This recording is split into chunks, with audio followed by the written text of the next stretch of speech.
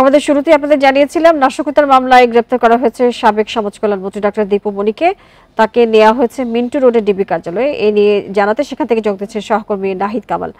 নাহিদ, কখন কিভাবে দীপু মনিকে গ্রেপ্তার করা হলো, কখন ডিবিতে আনা হয়েছে এবং পাশাপাশি আপনার কাছে এই বিষয়ে কি তথ্য রয়েছে?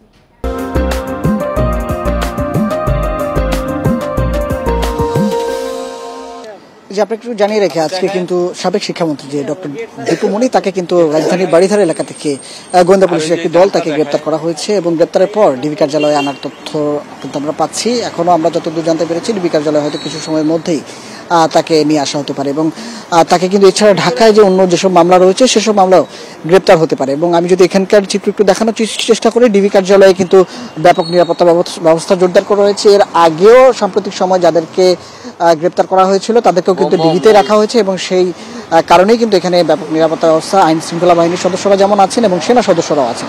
আমি আপনাকে একটু জানিয়ে রাখি, ডক্টর দীপু মনিকে মূলত গ্রেপ্তার করা হয়েছে আমরা যতদূর জেনেছি চাঁদপুরের একটি মামলায় প্রথমে গ্রেপ্তার দেখানো হয়েছে। চাঁদপুরের জেলা বিএনপির সভাপতি শেখ ফরিদ আহমেদ মানিকের বাড়িতে হামলা, লুটপাট এবং ভাঙচুর এবং অগ্নিসংযোগের অভিযোগ এনে কিন্তু মামলাটি করা হয়েছিল এবং সেই মামলায় দীপু মনি এবং তার ভাই জেআর ওয়াদেদ টিটু সহ আওয়ামী লীগের অন্তত 500 নেতাকর্মীকে কিন্তু আসামি করা হয়েছিল এবং এই মামলাটি করা হয়েছিল 15 আগস্ট। এবং সেই মামলায় কিন্তু যেটি উল্লেখ করা হয়েছে, সেদিন সন্ধ্যায় আওয়ামী লীগ নেতাকর্মীরা শত শত নেতাকর্মী নিয়ে শেখ ফরিদের বাসায় হামলা চালায় এবং ভাঙচুর চালিয়ে অগ্নিসংযোগ করে, এমন অভিযোগে কিন্তু সেই মামলাটি করা হয়েছিল।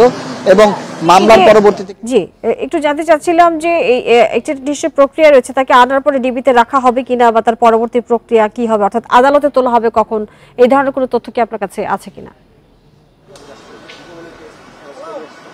জি, আসলে সাম্প্রতিক সময় আমরা যেটি দেখেছি রাজধানী সহ দেশের বেশিরভাগ থানায় একেবারে জরাজীর্ণ এবং নিরাপত্তা ব্যবস্থার বালাই নেই বললেই চলে এবং খুবই নাজুক অবস্থা, যার কারণে কিনা থানায় কিন্তু বেশিরভাগ আসামি যাদেরকে এখন গ্রেপ্তার করা হচ্ছে থানায় রাখা হচ্ছে না, ডিবিতে নিয়ে আসা হচ্ছে এবং ডিবিতে আনার পরে আজকে ডিবিতে রাখা হবে এবং কালকে সকালে তাকে কোর্টে তোলার ব্যাপারে কিন্তু আমরা যতদূর সম্ভব এতটুকু জানতে পেরেছি।